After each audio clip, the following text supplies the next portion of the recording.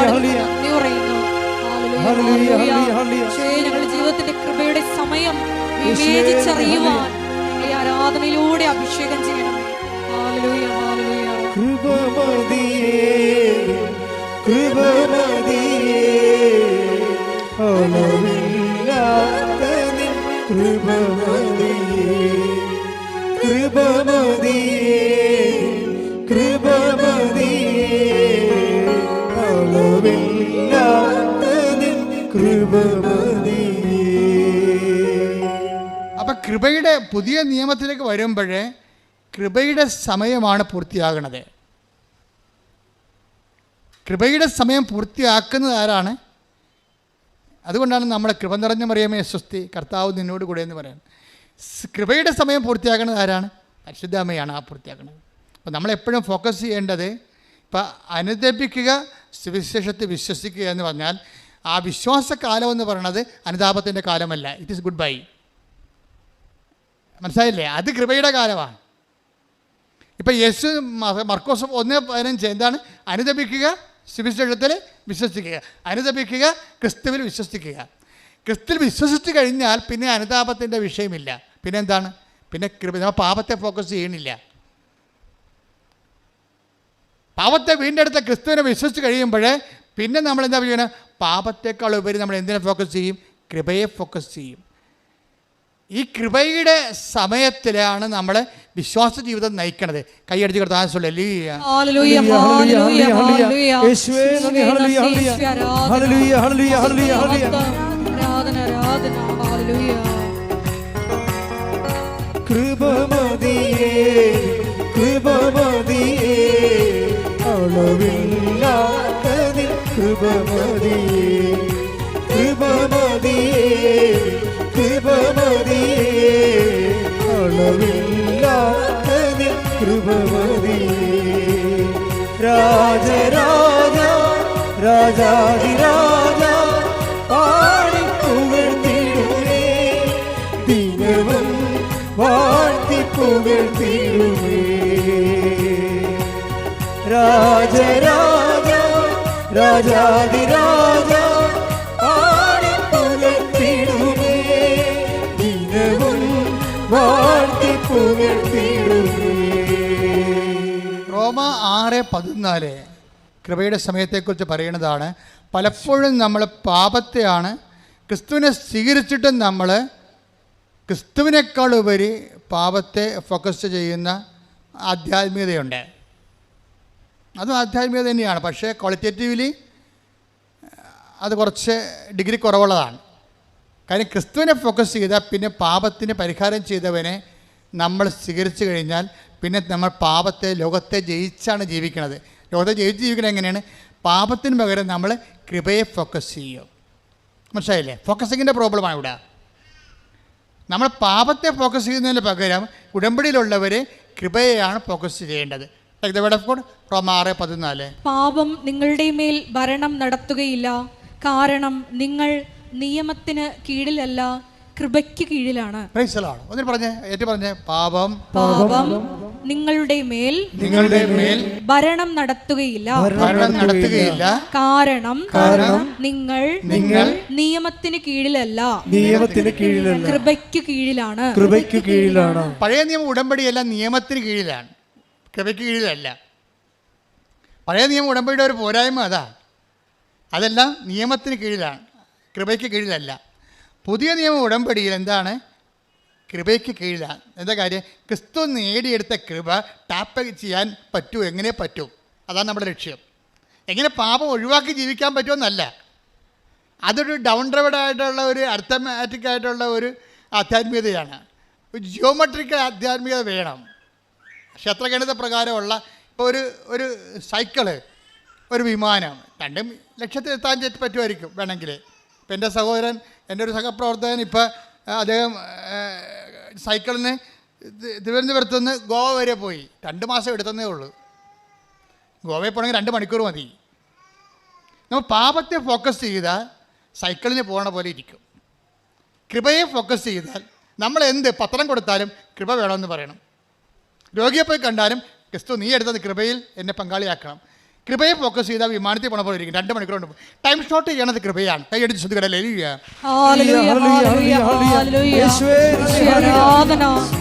കൃപയെ ലക്ഷ്യം വെച്ച് മുന്നേറുവാൻ ഞങ്ങളെ അഭിഷേകം ചെയ്യണമേ. കൃപമതിയേ കൃപമതിയേ അളവില്ലാത്ത നിൻ കൃപമതിയേ കൃപമതിയേ കൃപമതിയേ അളവില്ലാത്ത നിൻ കൃപമതിയേ. പരിശുദ്ധ പരമ ദിവ്യകാരുണ്യത്തിന് എന്നേരവും ആരാധനയും സ്തുതിയും പുകഴ്ചയും ഉണ്ടായിരിക്കട്ടെ. കഴിഞ്ഞ ദിവസങ്ങളിലെ അതാണ് കൃപ വരുമ്പോൾ ഉണ്ടാകുന്ന ഒരു പ്രത്യേകത. കഴിഞ്ഞ ദിവസങ്ങളിലെ ഒരു സാക്ഷ്യം പറഞ്ഞ്, അതായത് ഷി വാസ് ടോട്ടലി എൻഗ്രേസ്ഡ്.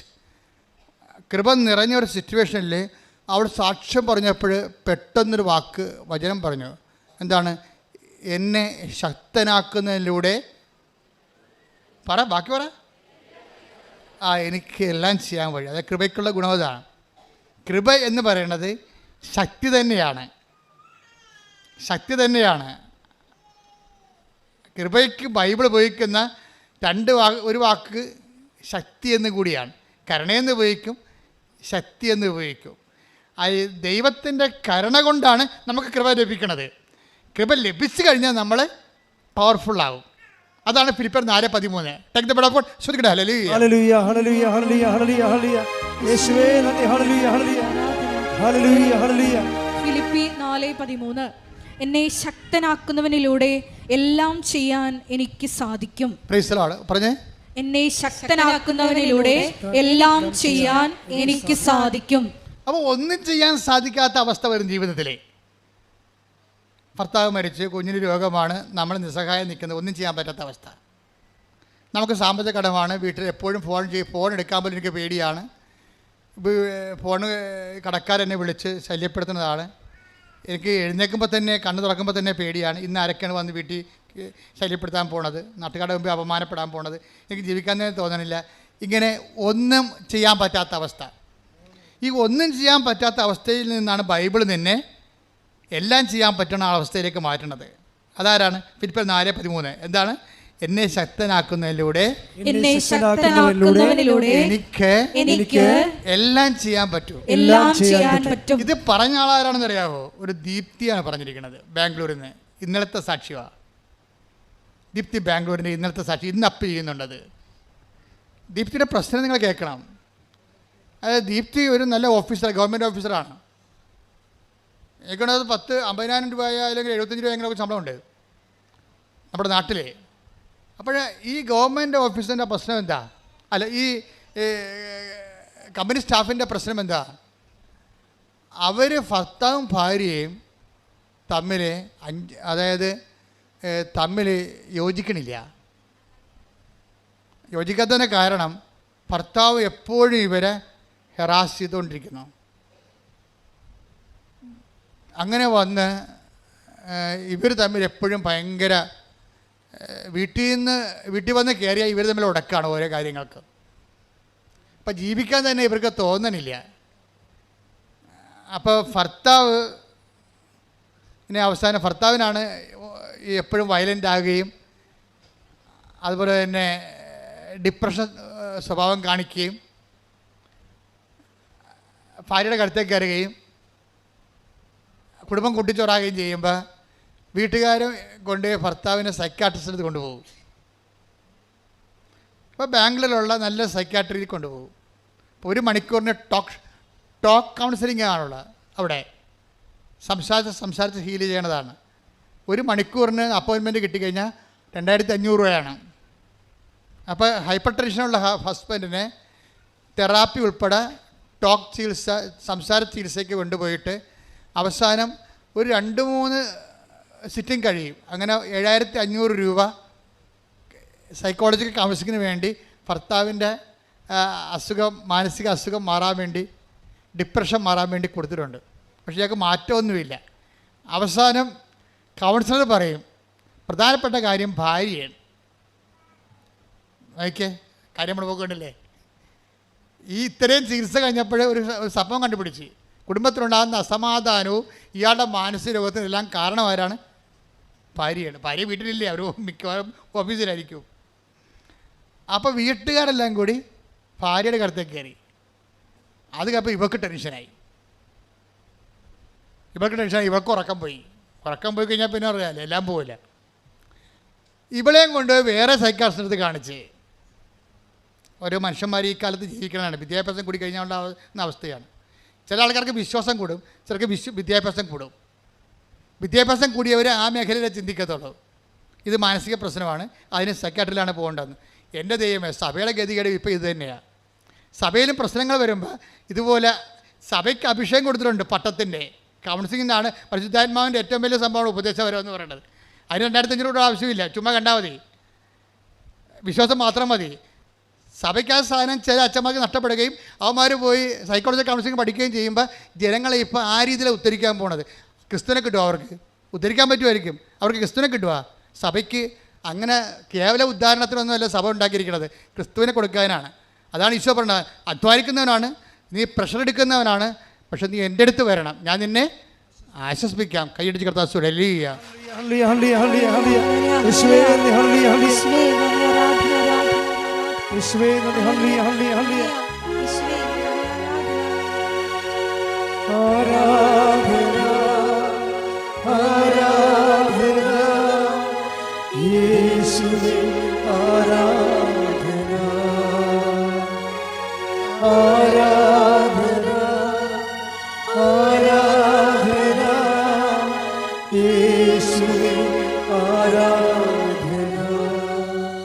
ഇപ്പോൾ എന്നാ പറ്റിയിരിക്കണേ, ഭാര്യയും ഭർത്താവും ഓരോ സൈക്കാട്രിസ്റ്റിൻ്റെ അടുത്ത് ക്ലിനിക്കിൽ പോയിക്കൊണ്ടിരിക്കുകയാണ് കൗൺസിലിങ്ങിന് വേണ്ടി. എന്തിനാണ്?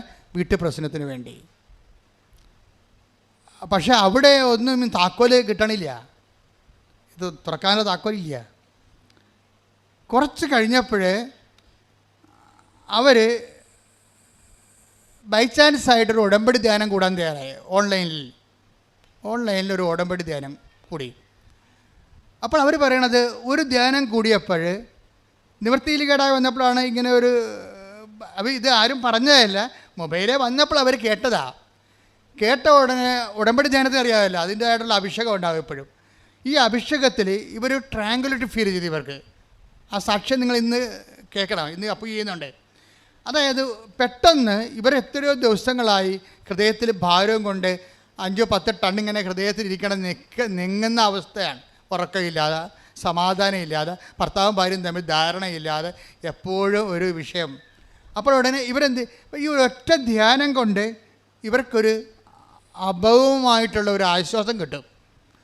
അപ്പോൾ ഇവരതിനെ പറയണത് സാന്നിധ്യം എന്നാണ് പറയുന്നത്, സാക്ഷ്യത്തിൽ പറഞ്ഞിരിക്കുന്നത്. എനിക്ക് ദൈവത്തിൻ്റെ ഒരു സാന്നിധ്യം എൻ്റെ മനസ്സിൽ കിട്ടി ആ ധ്യാനം കൂടിയപ്പോൾ. അപ്പോഴാ ധ്യാനത്തിൽ എന്നിട്ട് അപ്പോഴെനിക്ക് മതി, ഇറ്റ്സ് ഓക്കെ, ഇത് മതിയല്ലോ എന്ന് വിചാരിച്ചുകൊണ്ട് ഇവൾ ധ്യാനങ്ങളൊക്കെ കൂടി. അപ്പോൾ എൻ്റെ ധ്യാനം കൂടി, വിജയകുമാർ സാറിൻ്റെ ധ്യാനം കൂടി. അങ്ങനെ അവരിതിൻ്റെ അകത്ത്, അപ്പോൾ ഇവൾ പറഞ്ഞ്, പക്ഷെ 3 ദിവസം കഴിഞ്ഞപ്പോൾ, അപ്പോൾ ഈ ധ്യാനം കൂടാൻ കാരണം, ധ്യാനം കൂടുന്ന സമയത്ത് ഒരു എടുത്ത് ഒരു ഓൺലൈൻ ഉടമ്പടി എടുത്ത് ധ്യാനം കണ്ടപ്പോൾ, ധ്യാനം അവർക്കൊരു ആന്തരികമായൊരു ഫീലിംഗ് കൊടുത്തപ്പോൾ അവരാദ്യം ചെയ്തത് എന്താണ്, ബാംഗ്ലൂരല്ലേ, ഇവിടം വരെ പെട്ടെന്ന് വരാൻ പറ്റത്തില്ലല്ലോ, അതുകൊണ്ട് അവർ ഓൺലൈൻ ഉടമ്പടി എടുത്ത്. ഓൺലൈൻ ഉടമ്പടി എടുത്തപ്പോൾ ഒരു ഫസ്റ്റ് സംഭവം നടന്ന് എന്താണ്, ഒരു പ്രസൻസ് ഫീൽ ചെയ്തു. ആദ്യം ആശ്വാസം, ധ്യാനം കൂടിയപ്പോൾ ആശ്വാസമാണ് തോന്നിയത്. അതിൻ്റെ ഒരു പ്രോസസ്സിങ് നോക്കണം, നല്ല രസമാണ്. ധ്യാനം കൂടിയപ്പോൾ അവർക്ക് ആശ്വാസം തോന്നി. പിന്നെ എന്ത് ചെയ്തു, അവരോട് ഓൺലൈൻ ഉടമ്പടി എടുത്തു. ഓൺലൈൻ ഉടമ്പടി എടുത്തപ്പോൾ ഇവർക്കുണ്ടായ മാറ്റം, ഒരു പ്രസൻസ് ഫീൽ ചെയ്യാൻ തുടങ്ങി. ആരോ എൻ്റെ ഉള്ളിലുണ്ട് എന്ന് പറയണേ. ഞാൻ സംസാരിക്കുന്നവരൊക്കെ എന്നോട് പറയണേ, നിൻ്റെ ഉള്ളിൽ എന്തോ ദൈവികത ഉണ്ടല്ലോ. അപ്പോൾ അവർക്ക് മനസ്സിലായി എന്തോ എനിക്ക് സംഭവിച്ചിട്ടുണ്ട് ഓൺലൈൻ ഉടമ്പടിയിലൂടെ. അവർ ആ ഹൈലി എഡ്യൂക്കേറ്റഡ് ആയത് കാരണം അതിൻ്റെ കണ്ടീഷൻസ് ആൻഡ് ടേംസ് എല്ലാം കൃത്യമായിട്ട് നോക്കിയാണ് ഫോളോ ചെയ്യണത്. ഫോളോ ചെയ്യണ സമയത്ത് അവൾ ചെയ്ത കാര്യം, ഈ പ്രസൻസ് നിലനിർത്താൻ വേണ്ടി പിന്നെ അടുത്ത നടപടി എന്താണെന്നാണ് ഇവിടെ ചിന്ത. ഓൺലൈൻ ഉടമ്പടിയിൽ പ്രസൻസ് കിട്ടി, സാന്നിധ്യം കിട്ടി ദൈവത്തിൻ്റെ.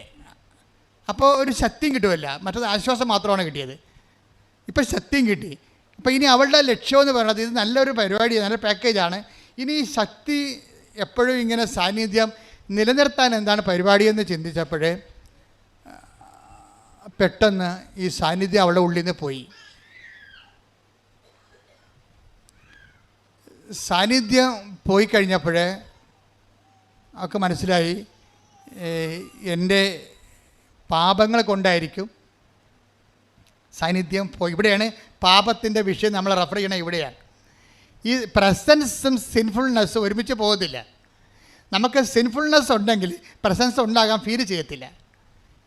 മനസ്സിലായില്ലേ? ഉടമ്പടി വരുന്നൊരു വിഷയം, പാപത്തെ നമുക്കങ്ങനെ ഒഴിവാക്കിക്കൊണ്ട് ഉടമ്പടിയിലേക്ക് പോകാൻ പറ്റത്തില്ല.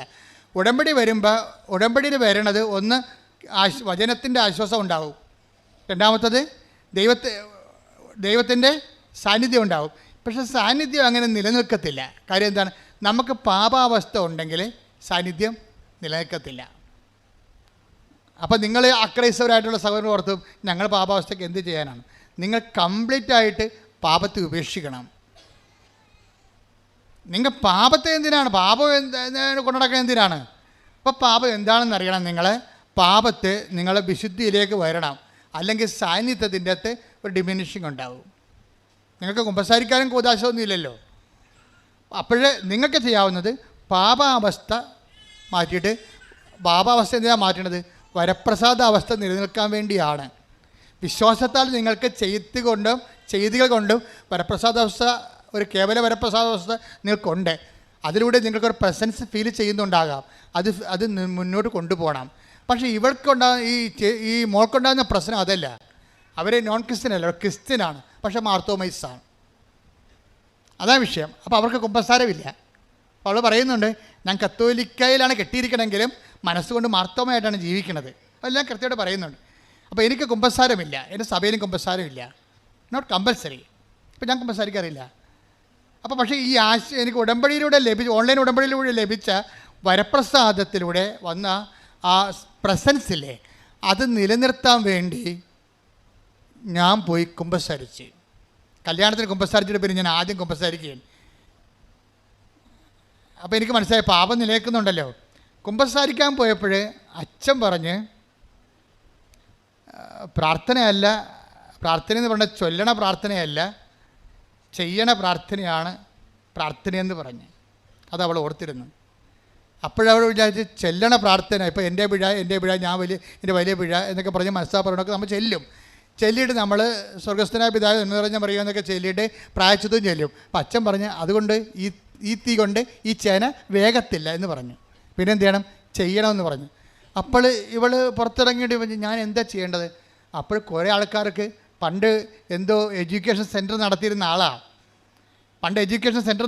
ആളാണ്.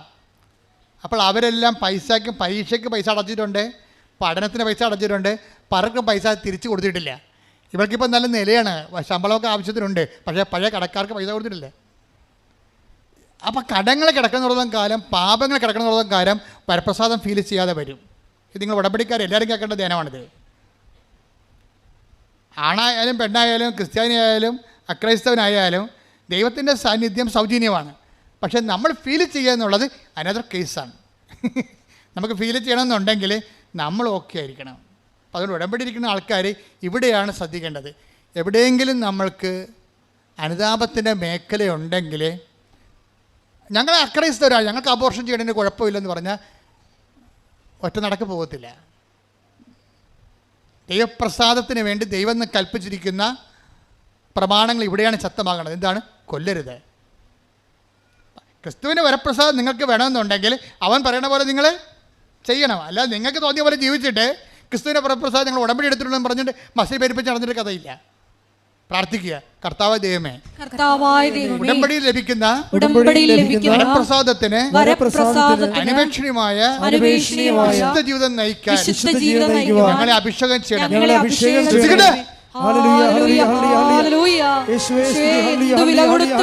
വചനം പാലിക്കുവാനുള്ള വലിയ അഭിഷേകം ഈ ആരാധനയോട് ഞങ്ങൾക്ക് നൽകണമേ.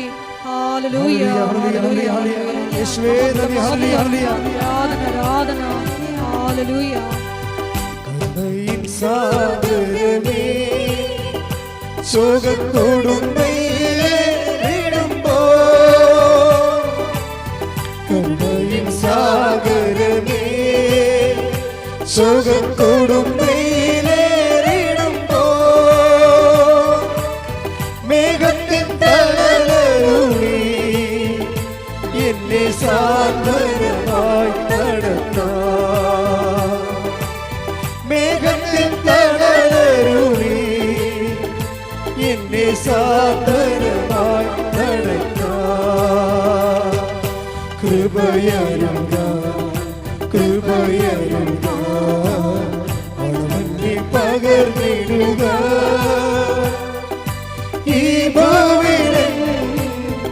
യാത്രയിൽ ദൈവകൃപ അരുളുക. ഈ ഭൂമിതൻ യാത്രയിൽ ദൈവകൃപ അരുളുക. പരിശുദ്ധ പരമദിവ്യകാരുണ്യത്തിന് എന്നേരവും ആരാധനയും സ്തുതിയും പുകഴ്ചയും ഉണ്ടായിരിക്കട്ടെ. എൻ്റെ പ്രിയപ്പെട്ടവരെ, ഇപ്പം നിങ്ങൾ ചില ആൾക്കാർ ചിന്തിക്കുന്നത് എന്ന് പരിശുദ്ധാത്മാവിനോട് പറയണം. എന്താ ചിന്തിക്കണമെന്നറിയാവോ? ഭയങ്കര അവസ്ഥയാണ് എൻ്റേത്, പാപകരമായ ജീവിതമാണ്, പണ്ടത്തെ പാപങ്ങളെ കുടിശ്ശികയുണ്ട്, ഞാനെങ്ങനെ ഗതി പിടിക്കാനാണെന്ന്. അപ്പോൾ പരിശുദ്ധാത്മാവ് നിങ്ങൾക്ക് തരുന്ന ഉത്തരവുണ്ട്. നീ കൃപയെ ഫോക്കസ് ചെയ്യുക. അതാണ് നേരത്തെ പറഞ്ഞത്. നീ പാപത്തെ ഫോക്കസ് ചെയ്യരുത്. നീ എന്ത് ചെയ്യണം? കൃപയെ ഫോക്കസ് ചെയ്യണം. നിൻ്റെ ഇനിയുള്ള എല്ലാ വചനവായനകളും, നീ ഇനിയുള്ള എല്ലാ സാധുക്ഷേമ പ്രവർത്തനങ്ങളും, നിൻ്റെ എല്ലാ പിഴുത പ്രവർത്തനങ്ങളും കൃപയെ ഫോക്കസ് ചെയ്യണം. കൃപയെ ഫോക്കസ് ചെയ്യുമ്പോൾ എന്ത് പറ്റും? പാപത്തെ സബ്സൈഡ് ചെയ്യും. കൃപ വർദ്ധിക്കുന്നിടത്ത് വെച്ച് എന്താ പറ്റണത്? പാപം സബ്സൈഡാകും. പാപത്തെ ഫോക്കസ് ചെയ്യുമ്പോൾ പാപത്തെ നേരിട്ട് ഫോക്കസ് ചെയ്താൽ പറ്റത്തില്ല. ഞാൻ പിടിച്ചു നീക്കും. ചില ആൾക്ക് നോൻപിന് വെള്ളം അടിക്കാതെ നടത്തിയിട്ട് നോൻപിന് ഞാൻ പിടിച്ചു നീക്കുമെന്ന് പറഞ്ഞിട്ട് ഈസ്റ്റർ കഴിയുമ്പോൾ ബാക്കി കുടിച്ച് അത്രയും നാൾ കുടിക്കാതിരുന്ന മൊത്തം വലിച്ചു കയറത്തില്ലേ? അങ്ങനെ പിടിച്ചു നീക്കാൻ പറ്റത്തില്ല. അത് നിങ്ങൾ കള്ളിനെ മദ്യത്തെ ഫോക്കസ് ചെയ്യുന്നതുകൊണ്ടാണ്. നിങ്ങൾ കൃപയെ ഫോക്കസ് ചെയ്യണം. ക്രിസ്തുവിൻ്റെ കൃപയിൽ എന്നെ പങ്കാളിയാക്കണമേ. അതിന് ക്ഷമിക്കാം, കൊടുക്കാം, പരിഹാരം ചെയ്യണേ പരിഹാരം ചെയ്യാം. എനിക്ക് കൃപ കിട്ടിയാൽ മതി. പ്രാർത്ഥിക്കുക. കർത്താവേ, നീ നേടിയെടുത്ത കൃപയാൽ എനിക്ക് കർമാവകാശം തരണമേ. ഞാൻ എന്ത് ഒത്തുതീർപ്പിനും നിന്റെ കൃപയ്ക്ക് വേണ്ടി സ്വീകരിക്കാൻ വേണ്ടി ഞാൻ എന്ത് ഒത്തുതീർപ്പിനും തയ്യാറാണ്. എന്നെ സഹായിക്കണമേ. എന്റെ അമ്മേ പരിശുദ്ധമേ ദേവമാതാവേ, എനിക്ക് വേണ്ടി പ്രാർത്ഥിക്കണമേ.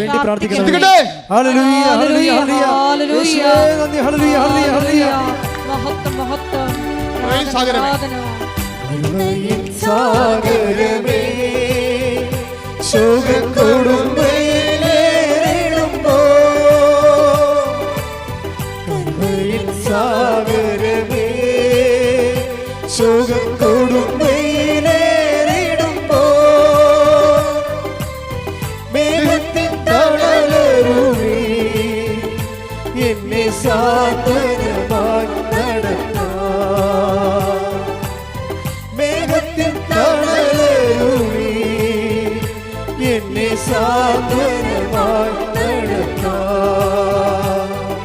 കൃപയരുള അണുവന്നി പകർന്നിടുക. ഈ ഭൂമിയിലെൻ യാത്രയിൽ ദൈവകൃപ അരുളുക.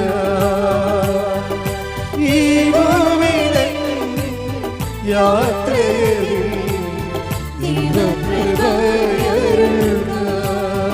പരിശുദ്ധ പരമദിവ്യകാരുണ്യത്തിന് ആരാധനയും സ്തുതിയും പുകഴ്ചയും ഉണ്ടായിരിക്കട്ടെ. ശുദ്ധ പരമദിവ്യകാരുണ്യത്തിന് ആരാധനയും സ്തുതിയും പുകഴ്ചയും ഉണ്ടായിരിക്കട്ടെ. വരുന്ന വേറൊരു വിഷയം വരണതേ, ഇപ്പം നമ്മൾക്കൊരു ആശ്വാസം പ്രാപിച്ചാലും ഈ ആശ്വാസത്തെ മെയിൻറ്റെയിൻ ചെയ്യാനുള്ള ഭൗതിക സാഹചര്യം വീട്ടിലില്ലെങ്കിൽ നമ്മൾ പണിമേടിക്കും.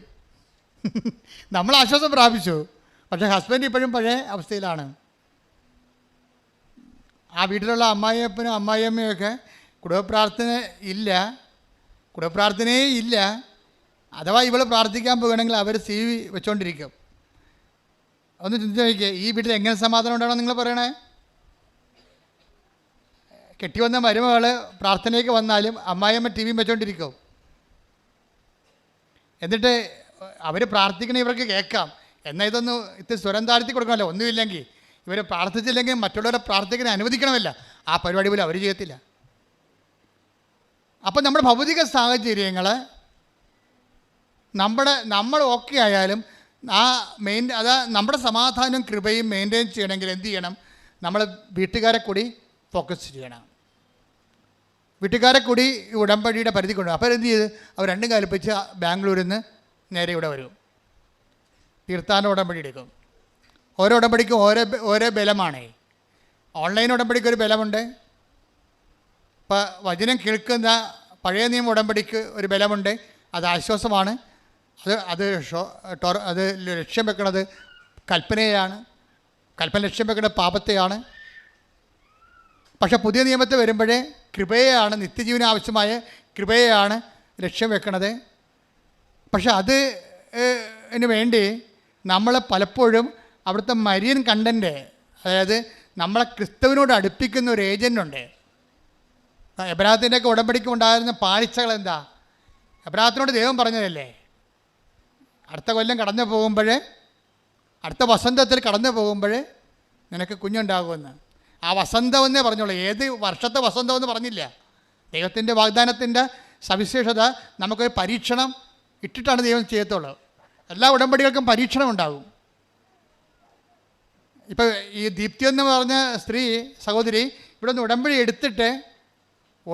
എടുത്തതിന് ശേഷം, ഈ തീർത്ഥാടന ഉടമ്പടി എടുത്തതിന് ശേഷം അവർ വീട്ടിൽ ചെല്ലുമ്പോൾ അവർ ഓക്കെയാണ്. പക്ഷേ സാഹചര്യങ്ങളെ കുറച്ചുകൂടി മൂർച്ഛിക്കും. അതാണ് വിജയകുമാറിൻ്റെ ധ്യാനത്തിൻ്റെ ഒരു പ്രത്യേകത. കാര്യം വിജയകുമാറിനെ ഞാൻ പരിചയപ്പെട്ട കാലം മുതൽ ആ മനുഷ്യൻ പ്രഷറിലാണ്. എപ്പോൾ എൻ്റെ ഇടയ്ക്ക് നിന്ന് പ്രാർത്ഥിച്ച് പോകുന്ന പിറ്റേ ദിവസം എന്തെങ്കിലും പ്രശ്നം ഉണ്ടാവും, തിരിച്ചു വിളിക്കും. എന്നിട്ട് പുള്ളി പറഞ്ഞ വാക്ക്, the problems are in queue, why എന്നൊക്കെ ചോദിക്കും എന്നോട്. പ്രശ്നങ്ങൾ മുമ്പത്തേക്കാളും ക്യൂവിലാണ്, 1 by 1 ആയിട്ട് വന്നുകൊണ്ടിരിക്കുകയാണ്, വൈ എന്ന്. അപ്പം ഞാൻ നിങ്ങളെ ഉറച്ചു നിൽക്കാൻ പറയും. എന്താ കാര്യം? ഉറച്ചു നിൽക്കുക എന്നുള്ളത്, ഉറച്ചു നിൽക്കുന്നവനെ ദൈവം കൃപ കൊടുക്കത്തുള്ളൂ, ആടി കളിക്കണവന് കൃപ കൊടുക്കത്തില്ല. ഉറച്ചു നിന്ന് take the word of God. ശ്രുതികട ഹല്ലേലൂയ ഹല്ലേലൂയ ഹല്ലേലൂയ ഹല്ലേലൂയ. യേശുവേ നന്ദി. ഹല്ലേലൂയ ഹല്ലേലൂയ ഹല്ലേലൂയ ഹല്ലേലൂയ ഹല്ലേലൂയ ഹല്ലേലൂയ. യേശുവേ സ്തുതി. ഹല്ലേലൂയ ഹല്ലേലൂയ ഹല്ലേലൂയ ഹല്ലേലൂയ ഹല്ലേലൂയ. ലൂക്ക 21:19. പീഡനത്തിലും ഉറച്ചു നിൽക്കുന്നതിലൂടെ നിങ്ങളുടെ ജീവനെ നിങ്ങൾ നേടും. ഒന്ന് വായിച്ചേ. പീഡനത്തിലും ലൂക്ക 21:19. പീഡനത്തിലും ഉറച്ചു നിൽക്കുന്നതിലൂടെ പീഡനത്തിലും ഉറച്ചു നിൽക്കുന്നതിലൂടെ നിങ്ങളുടെ ജീവനെ നിങ്ങൾ നേടും. അപ്പം അതുപോലെ തന്നെ നീ ഉറച്ചു നിന്ന്, നീ വിശ്വാസത്തിൽ ഉറച്ചു നിന്ന് നിന്റെ സഹോദരങ്ങളെ ശക്തിപ്പെടുത്താൻ പറയും. Take the word of God. ലൂക്ക 22 പോകുമ്പോഴേ ശ്രുതികട ഹല്ലേലൂയ ഹല്ലേലൂയ ഹല്ലേലൂയ. ശമയോനെ സാത്താനിനെ ശ്രുതികട ഹല്ലേലൂയ ഹല്ലേലൂയ ഹല്ലേലൂയ ഹല്ലേലൂയ. യേശുവേ സ്തുതി. ഹല്ലേലൂയ ഹല്ലേലൂയ ഹല്ലേലൂയ ഹല്ലേലൂയ ഹല്ലേലൂയ. യേശുവേ ആരാധന ആരാധന. Hallelujah കരുണയിൻ സാഗരമേ ശ്രുതികട hallelujah. കരുണയിൻ സാഗരമേ കൈയടിച്ചോണ്ട് സുഖം കൊടുമ്പയിൽ കേറിടുമ്പോൾ, കരുണയിൻ സാഗരമേ സുഖം കൊടുമ്പയിൽ കേറിടുമ്പോൾ, മേഘത്തിൽ തണലരുളി എന്നെ സാന്ത്വനമായി നടത്താം. മേഘത്തിൽ തണലരുളി എന്നെ സാന്ത്വനമായി നടത്താം. ലൂക്ക 22:31 വായിച്ചേ. ശിമയോൻ പറഞ്ഞ ശിമയോൻ ഇതാ സാത്താൻ വരുന്നുണ്ടല്ലേ. ഉടമ്പടി ഇടയ്ക്ക് സാത്താൻ വരൂ. ശിമയോൻ ഇതാ സാത്താൻ നിങ്ങളെ ഗോതമ്പ് പോലെ പാറ്റാൻ ഉദ്യമിച്ചു. അപ്പൊ തിന്മയുടെ ഒരു ഉദ്യമം എപ്പോഴും ഉണ്ടാകും. ഓർത്തേക്കണത്. എന്നാൽ നിന്റെ വിശ്വാസം ക്ഷയിക്കാതിരിക്കാൻ ഞാൻ നിനക്ക് വേണ്ടി പ്രാർത്ഥിച്ചു. നീ തിരിച്ചു വന്ന് നിന്റെ സഹോദരരെ ശക്തിപ്പെടുത്തണം. അപ്പൊ തിരിച്ചു വരിക, വിശ്വാസത്തിൽ ഉറച്ചു നീക്കുക, ഇതെല്ലാം സെയിം ഇഫക്റ്റാണ്. പക്ഷെ എന്തിനാണ് ഉദ്ദേശിക്കുന്നത്? മറ്റുള്ളവരെയാണ് ഉദ്ദേശിക്കുന്നത്. നിന്നെ ഉറപ്പിച്ച് നിർത്തുക, നിന്നെ ഇങ്ങനെ ആട്ടിയാണിത് ഉറപ്പിക്കണത്. നിന്നെ പ്രലോഭനങ്ങൾ നൽകിക്കൊണ്ട് ആട്ടി നിന്നെ ഉറപ്പിക്കും. എന്തിനാ ഉറപ്പിക്കണത്? നിങ്ങൾക്ക് പ്രലോഭനങ്ങൾ ശക്തിപ്പെട്ട് കഴിയുമ്പോൾ നിങ്ങൾ പീഡിതരാണെങ്കിൽ അപ്പം തന്നെ ബൈബിൾ ഇക്കോണമി അനുസരിച്ച് നിങ്ങൾ മറ്റുള്ളവരെ ഫോക്കസ് ചെയ്യണം. എന്താണ്? നിങ്ങളെ ഫോക്കസ് ചെയ്യരുത്.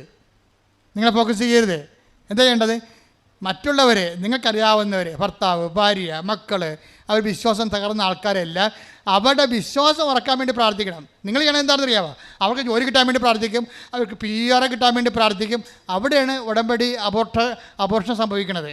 ദൈവത്തിന് പ്രയോജനമില്ലല്ലോ. ദൈവത്തിന് പ്രയോജനമുള്ള ഫോർമാറ്റിൽ കൊണ്ടുവരണം. നിങ്ങൾ എന്ത് ചെയ്യും? നിങ്ങൾ പ്രാർത്ഥിക്കും മറ്റുള്ളവർക്ക് വേണ്ടി. എന്ത് പ്രാർത്ഥിക്കും?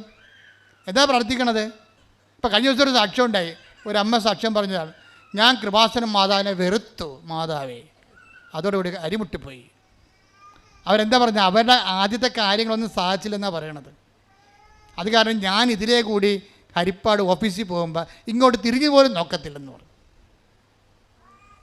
അപ്പോൾ ഇവൾ തിരിഞ്ഞു നോക്കത്തില്ല എന്നുണ്ടെങ്കിൽ നക്കാപ്പച്ച കൊടുത്തില്ലെന്നെങ്കിലും ദൈവത്തിൽ നിന്ന് പോകുന്ന ദൈവത്തിന് അറിയാം ഈ സാധനത്തിനാണ്. അതാണ് വിഷയം. അത് നിങ്ങൾ മനസ്സിലാക്കണം. നിങ്ങളുടെ കാര്യങ്ങൾ നിങ്ങൾ വിചാരിക്കുന്ന സമയം നടത്തിയില്ലെങ്കിൽ നിങ്ങൾക്ക് ദൈവത്തിന് നിങ്ങൾ ഉപേക്ഷിക്കുമെന്ന് നിങ്ങൾ ഉടമ്പടി ചെയ്യുമ്പോൾ തന്നെ ദൈവത്തിന് അറിയാം. അപ്പോൾ പിന്നെ എങ്ങനെയാണ് ഉടമ്പടി വർക്കൗട്ട് ചെയ്യണത്? കാര്യം നിങ്ങളെ ദൈവത്തിന് അറിയാം. അപ്പം നിങ്ങളുടെ ദൈവം ആരാണ്? നിങ്ങളുടെ നിയോഗമാണ് ദൈവം, ദൈവമല്ല. നിങ്ങളെന്താ പറയേണ്ടത്? ഈ നിയോഗം നടക്കാതിരിക്കുകയോ? നടന്നില്ലെങ്കിലും നീ തന്നെയായിരിക്കും എൻ്റെ ദൈവം. അതാണ് ഉടമ്പടി. കൈയടിച്ച് ശ്രദ്ധിക്കട്ടെ.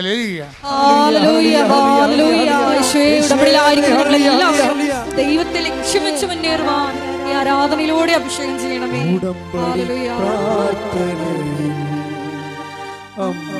ഉടനടി പരിഹാരമേകും അവൻ പറയുന്നത് ചെയ്തിടും ജീവിതം ധന്യമായി തീർന്നിടും.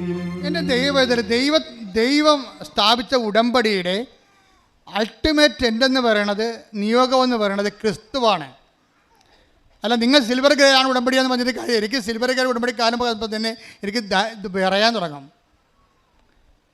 ആൾ സിൽവർ ഗ്രേ ആണ്, പക്ഷേ ഞാൻ ഈ സിൽവർ ഗ്രേക്കാരോട് സംസാരിക്കത്തില്ല. എന്താ കാര്യം? ആ കാരണമുണ്ട്. ഈ സിൽവർ ഗ്രേ ആയിട്ട് ഇപ്പോഴും ഇവർ ആട് പ്രസവിക്കണം, അമ്മ പ്രസവിക്കണം പറഞ്ഞ് നടക്കുക നാളെ ഇല്ലാത്തവർക്ക്. അപ്പം അർത്ഥം ഇവരുടെ ഉടമ്പടിയിൽ എവിടെയോ ഇവർ കളങ്കം ഉണ്ടാക്കിയിട്ടുണ്ട്.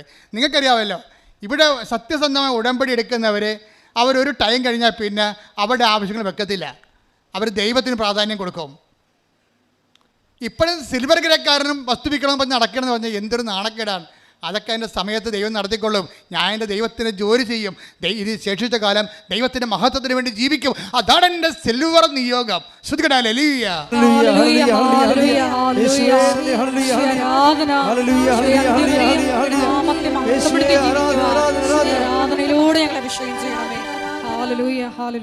സിൽവർ ഗ്രേ എന്ന് പറയുമ്പോൾ നിങ്ങൾക്കറിയാവില്ല, നമുക്ക് കൈ കഴുകി തൊടേണ്ട ആൾക്കാരാണെന്നാണ് ഞാൻ ഉദ്ദേശിച്ചിരിക്കുന്നത്. അല്ല ഇപ്പോഴും നാട്ടിൽ സ്ഥലം മേടിക്കണം, ജെട്ട് നടപടിയാണെന്ന് പറഞ്ഞ് മോങ്ങിക്കൊണ്ട് നടക്കുന്ന ആൾക്കാരല്ല.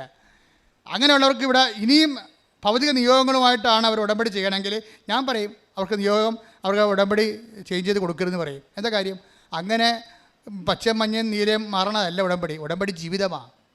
ഓരോ ഘട്ടം കഴിയുമ്പോഴും അവൻ ദൈവത്തിലേക്ക് വളർന്നുകൊണ്ടേയിരിക്കും. ഓരോ ഘട്ടം കൂടെയും കഴിയും തോറും അവർ മറ്റുള്ളവരെ കൂടി ദൈവത്തിലേക്ക് കൊണ്ടുവരും. മറ്റുള്ളവരാണ് പ്രശ്നം. നിങ്ങൾ എന്തുമാത്രം മാനസികമായി ക്ലേശിക്കുന്നവരാണോ അതിൻ്റെ അർത്ഥം മറ്റുള്ളവരിലേക്ക് തിരിയൂ, അവരുടെ വിശ്വാസം സംരക്ഷിക്കുമെന്നാണ്. അതാണ് 22:31 ലുക്ക 22:32. ശിമയോൻ, സാത്താൻ നിന്നെ ഗോതമ്പ് മണി പോലെ പാറ്റാൻ നോക്കുന്നു. I was praying for you. അപ്പം നീ ഇനി പ്രാർത്ഥിക്കേണ്ട കാര്യമില്ല. നിനക്ക് ഈ ഉടമ്പടിയിൽ ഇരുന്നിട്ടും നിനക്ക് പ്രലോഭനങ്ങളും പ്രശ്നങ്ങളും ഉണ്ടെങ്കിൽ I will pray for you. നിൻ്റെ കാര്യം ഞാൻ നോക്കാം. ഇനി മറിയം പോലും ആവശ്യമില്ല. പക്ഷേ നീ എന്ത് ചെയ്യണം? മറ്റുള്ളവരുടെ കാര്യം തിരക്കണം, അവരുടെ വിശ്വാസം സംരക്ഷിക്കണം, അവരെ വിശ്വാസത്തിൽ നിർത്തണം, അവരെ കൃപയിൽ വളർത്തണം. കൈയടിച്ച് ശ്രദ്ധിക്കട്ടെ.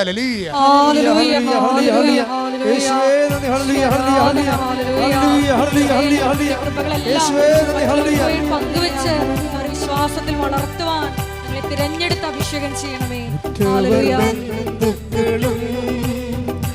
എല്ലാ സ്നേഹിതരും വെറുക്കിൽ, ഉറ്റവർ ബന്ധുക്കളും എല്ലാ സ്നേഹിതരും വെറുക്കിൽ,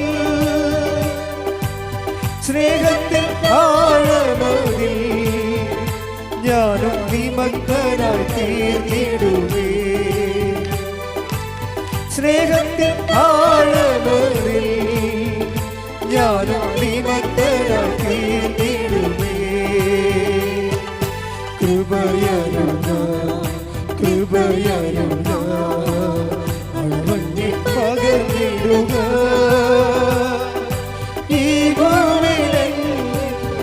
യാത്രയിൽ ദൈവകൃപ കരുളുക.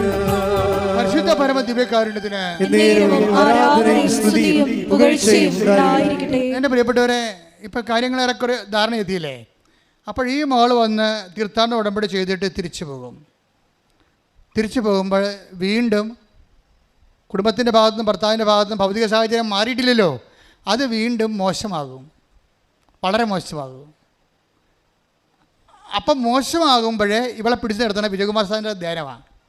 സാറെന്താ പറഞ്ഞിരിക്കണത്? നിങ്ങൾക്ക് ഉടമ്പടി എടുത്താൽ ഓർക്കുക, അടുത്ത കുറച്ച് ദിവസത്തേക്ക് പുതിയ പ്രശ്നങ്ങളുണ്ടാകും.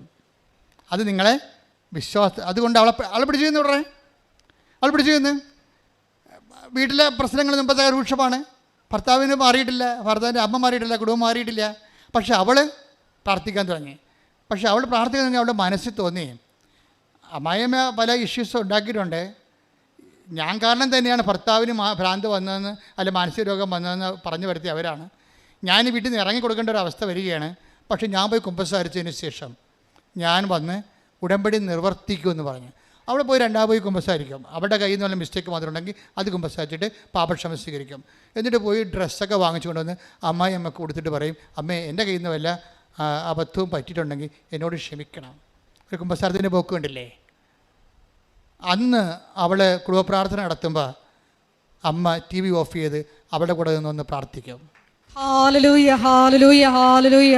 യേശുവേ നന്ദി, യേശുവേ ആരാധന. പിന്നെ അവൾ പറയും, എൻ്റെ കുഞ്ഞിൻ്റെ കൂടെ ബർത്ത്ഡേക്ക്, എൻ്റെ കുഞ്ഞിന് 4 വയസ്സുണ്ട്, എൻ്റെ കുഞ്ഞിൻ്റെ കൂടെ ബർത്ത്ഡേക്ക് ഒരിക്കലും എനിക്ക് കുഞ്ഞിനെ ഒന്ന് പള്ളിയിൽ കൊണ്ടുപോകാൻ തോന്നിയിട്ടുണ്ട്, പക്ഷേ എനിക്ക് പറ്റിയിട്ടില്ല. ഭർത്താവ് കുഞ്ഞിനോട് ഭയങ്കര പൊസസീവാണ്. നീ പോ അവനെ കൊണ്ടുപോകണ്ടെന്ന് പറയും. പക്ഷെ ഞാൻ കുമ്പസാരിച്ച് വന്നു കഴിഞ്ഞപ്പോൾ അവൻ്റെ ബർത്ത്ഡേ ആയി. അപ്പോൾ അവൻ്റെ അമ്മ കിടക്കുമ്പോഴും ഭർത്താവ് കുഞ്ഞിനെ സൂക്ഷിക്കുന്നുണ്ട്. അപ്പോൾ കുഞ്ഞിനെ അവളെ എടുത്തിട്ട് പറഞ്ഞ്, ഇന്ന് ബർത്ത്ഡേ ആണ്, പള്ളി കൊണ്ടുപോട്ടെ എന്ന്. അയാൾ ഒന്നും വേണ്ടിയില്ല. ഞാൻ കുഞ്ഞിനെ പള്ളി കൊണ്ടുവന്നു. എന്നിട്ട് കാറിൽ കൊണ്ടുവന്ന് ഞാൻ ഡ്രൈവ് ചെയ്ത് കുഞ്ഞിനെ കുർബാന കൊണ്ടുവന്ന് കുർബാന കഴിഞ്ഞപ്പോൾ എന്നെ ഓർത്ത് എൻ്റെ ജീവിതത്തിൽ എൻ്റെ കുഞ്ഞിനെ ഞാൻ കൊടുത്ത ഏറ്റവും വലിയ ബർത്ത്ഡേ ഗിഫ്റ്റാണ് ഈശോനെ കാണിച്ചതെന്ന്. ഹല്ലേലൂയ, ഹല്ലേലൂയ, ഹല്ലേലൂയ. ഉടമ്പടി ഒരു സ്വർഗയാത്രയാണ് ശരിക്കും പറഞ്ഞാൽ. സന്തോഷത്തിൻ്റെയും കൃപയുടെയും സ്വർഗയാത്ര നിങ്ങൾക്കത് അവകാശമാകട്ടെ എന്ന് പ്രാർത്ഥിക്കുന്നു. ശ്രുതികടെ ഹല്ലേലൂയ, ഹല്ലേലൂയ, ഹല്ലേലൂയ, ഹല്ലേലൂയ. യേശുവേ ആരാധന, മഹത്വം, മഹത്വം, ആരാധന, ആരാധന. ഹല്ലേലൂയ. പരിശുദ്ധ പരമ ദിവ്യകാരുണ്യത്തിന് നേരവും ആരാധനയും സ്തുതിയും പുകഴ്ചയും ഉണ്ടായിരിക്കട്ടെ. പരിശുദ്ധ പരമ ദിവ്യകാരുണ്യത്തിന് നേരവും ആരാധനയും സ്തുതിയും പുകഴ്ചയും ഉണ്ടായിരിക്കട്ടെ. മക്കളെ, രോഗസൗഖ്യ പ്രാർത്ഥന സമയമാണ്. കർത്താവ് നിങ്ങളെ തൻ്റെ തിരുമുറുമാറുന്ന കാണിപ്പെടുതാറുന്ന അത്ഭുതകരം കൊണ്ട് നിങ്ങളെ തൊടുന്ന സമയമാണ്. നിങ്ങൾക്ക് സ്നേഹവും വിശ്വാസവും ഉണ്ടായിരിക്കട്ടെ. പരിശുദ്ധമ്മ നിങ്ങൾക്ക് വേണ്ടി തീവ്രമായ രീതിയിൽ മാധ്യസ്ഥം വഹിക്കുന്ന സമയമാണ്. ഹൃദയത്തിലെ ദൈവസ്നേഹം നിറഞ്ഞുകൊണ്ട് സ്തുതിക്കട്ടെ. ഹല്ലേലൂയ, ഹല്ലേലൂയ, ഹല്ലേലൂയ, ഹല്ലേലൂയ. മഹത്വം, മഹത്വം, ആരാധന, ആരാധന. ഹല്ലേലൂയ, ഹല്ലേലൂയ. യേശുവേ നന്ദി, യേശുവേ ആരാധന. ഹല്ലേലൂയ, ഹല്ലേലൂയ. മഹത്വം, മഹത്വം. അച്ഛൻ പ്രാർത്ഥിക്കുമ്പോൾ നിങ്ങൾ തീവ്രമായിട്ട് ശ്രദ്ധിച്ചുകൊണ്ടിരിക്കണം. ഞാൻ എല്ലാ വിഷയങ്ങളെയും സമർപ്പിച്ച് പ്രാർത്ഥിക്കും. രോഗങ്ങൾ, ഇവിടെ ഉള്ളവർ, ആശുപത്രി കിടക്കുന്നവർ, നിങ്ങളുടെ ബന്ധുക്കൾ, സ്വന്തപ്പെട്ടവർ, നിങ്ങളുടെ പ്രാർത്ഥനാ സഹായം ആവശ്യപ്പെട്ടവർ, എല്ലാവരെയും കർത്താവ് തൊടുന്ന സമയമാണ്. അത് കാലങ്ങളോടും ആരെല്ലാം എപ്പോഴെല്ലാം എന്നെല്ലാം ഈ ധ്യാനം കൂടുന്നുവോ അപ്പോഴെല്ലാം ഉടമ്പടി ധ്യാനത്തിലൂടെ ആരാധനയുടെ ദൈവം ഈ നിയോഗങ്ങളുടെ മേൽ, ആ ധ്യാനം കൂടുന്ന ഓരോരുത്തരും നിയോഗങ്ങളുടെ മേലെ കർത്താവിൻ്റെ കരുണ ചൊരിയും. ശ്രുതികട്ടെ. ഹല്ലേലൂയ, ഹല്ലേലൂയ, ഹല്ലേലൂയ. മഹത്വം, മഹത്വം, ആരാധന, ആരാധന. ഹല്ലേലൂയ. യേശുവേ നന്ദി, യേശുവേ ആരാധന. ഹല്ലേലൂയ, ഹല്ലേലൂയ. മഹത്വം, മഹത്വം, ആരാധന, ആരാധന. ഹല്ലേലൂയ, ഹല്ലേലൂയ. ശ്രുതികട്ടെ. ഭാഷാപരത്തോടെ കർത്താവിൻ്റെ ഉന്നതമായ നാമത്തിന് സ്തോത്രം ചെയ്യും. കർത്താവിൻ്റെ വിശുദ്ധ പൗരോഹിത്യത്തെ മഹത്വപ്പെടുത്തണം. കർത്താവ് സഭയിലുള്ള സാന്നിധ്യം പ്രകടമാക്കണം. 38 വർഷം ഞാൻ അർപ്പിച്ച കൃപാന്റെ യോഗ്യതയാൽ കൃപാസ അൾത്താറെ ജീവനോടെ പ്രത്യക്ഷപ്പെട്ട പരിശുദ്ധ അമ്മയുടെ മാധ്യസ്ഥത്താൽ കർത്താവിൻ്റെ തിരുമുറുപാടുന്ന വലത് കരത്താൽ ആണിപ്പെടുത്താറുന്ന അത്ഭുത കരത്താൽ ഓരോ മകനെയും മകളെയും സ്പർശിക്കണമേ. ഉച്ച മുതൽ ഉള്ളംകാൽ വരെ കർത്താവ് രക്തം പടരട്ടെ. എല്ലാ ആന്തരിക അവയവങ്ങളിലും കൊശങ്ങളിലും ഞരമ്പുകളിലും കർത്താവ് രക്തം പടരട്ടെ. ക്യാൻസർ 4th സ്റ്റേജ് കർത്താവിൻ്റെ നാമത്തിൽ വിശുദ്ധ രക്തം കഴുകപ്പെടട്ടെ. കരൾ രോഗങ്ങൾ, കിഡ്നി രോഗങ്ങൾ കർത്താവിൻ്റെ നാമത്തിൽ സൗഖ്യപ്പെടട്ടെ. എൻ്റെ കർത്താവിന് ഉന്നതമായ നാമത്തിൽ ജോലി ഇല്ലാത്തവർ, വീടില്ലാത്തവർ, വഴിയില്ലാത്തവർ, പരീക്ഷയിൽ തോറ്റവർ, വീണ്ടും എഴുതുന്നവർ, എഴുതാൻ പോകുന്നവർ, ഇൻ്റർവ്യൂ കാത്തിരിക്കുന്നവർ, റിസൾട്ട് കാത്തിരിക്കുന്നവർ, റിവാലുവേഷൻ കൊടുത്തിട്ടുള്ളവർ, പരീക്ഷയ്ക്ക് വേണ്ടി ഒരുങ്ങുന്നവർ, യേശു ക്രിസ്തുവിൻ്റെ സത്യാൽ ദൈവിക ശക്തി നിറയട്ടെ. അമ്മേ, പരിശുദ്ധമ്മേ, ദൈവമാതാവേ, ഖനായിനെ പോലെ എല്ലാ മക്കൾക്കും വേണ്ടി പ്രാർത്ഥിക്കണമേ. എല്ലാ നിശ്വാസങ്ങളും, എല്ലാ സങ്കടങ്ങളും കർത്താവേ വലിയ അടയാളങ്ങളോടെ ദൈവത്തിന്റെ മഹത്വമായി മാറട്ടെ. ശ്രുതികട ഹല്ലേലൂയ, ഹല്ലേലൂയ, മഹത്വം, മഹത്വം, ആരാധന, ആരാധന, ഹല്ലേലൂയ, ഹല്ലേലൂയ. സദയം തുറേ സുഖമായിടും എൻ്റെ ഉള്ളം, അരികിൽ മുറിയേ സദയം തുറേ സുഖമായിടും എൻ്റെ ഉള്ളം. മുട്ടനിക്കുക. മൗനമായി നിങ്ങളുടെ ആവശ്യങ്ങൾക്ക് വേണ്ടി പ്രാർത്ഥിക്കേണ്ടതാണ്.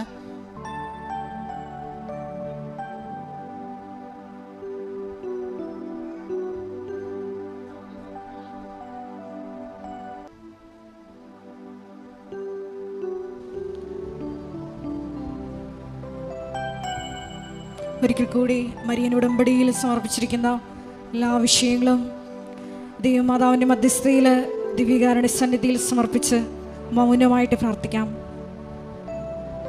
പാപത്തെ ഫോക്കസ് ചെയ്യാതെ കൃപയെ ടാർഗറ്റ് ചെയ്തുകൊണ്ട് ഈശോയെ കൂടുതൽ കൃപയിൽ വളരുവാൻ ഈ ആരാധനയിലൂടെ ഞങ്ങളെ അഭിഷേകം ചെയ്യണമേ. പരീക്ഷണഘട്ടങ്ങളിൽ വചനത്തെ മുറുകെ പിടിച്ചുകൊണ്ട് മുന്നേറി തിരിച്ചു വന്ന് ഞങ്ങളുടെ സഹോദരരെ വിശ്വാസത്തിൽ ശക്തിപ്പെടുത്തുവാൻ ഈ ആരാധനയിലൂടെ ഞങ്ങളെ തിരഞ്ഞെടുത്ത് അഭിഷേകം ചെയ്യണമേ എന്ന് പ്രാർത്ഥിച്ചുകൊണ്ട് ശിരസ് നമിച്ച് നമുക്ക് ദിവ്യകാരുണ്യനാഥൻ്റെ ആശീർവാദം സ്വീകരിക്കാം.